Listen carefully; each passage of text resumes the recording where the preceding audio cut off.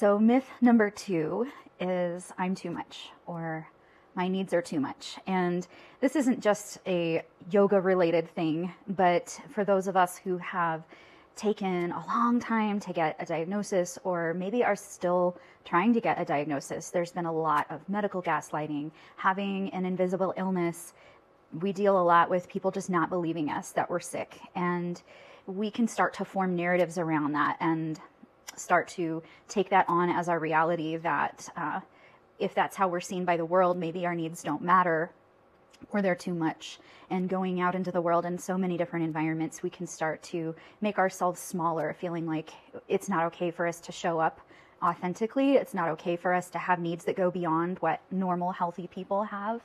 And so I'd like to just speak to that a little bit today. Your needs are not too much. You are not too much.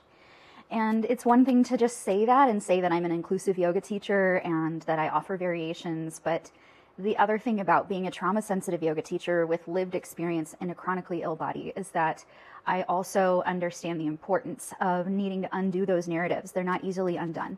And part of the trauma-sensitive soft approach is to offer you a safe space to explore your inner world, practicing doing that with curiosity and compassion so that you can make sure you're validating your own emotions, your own experiences, and starting to even create new neural pathways that help you get used to what it feels like to honor your own needs, to feel like your needs matter, to show up fully in the world. And that helps you reclaim that agency and create boundaries around your needs.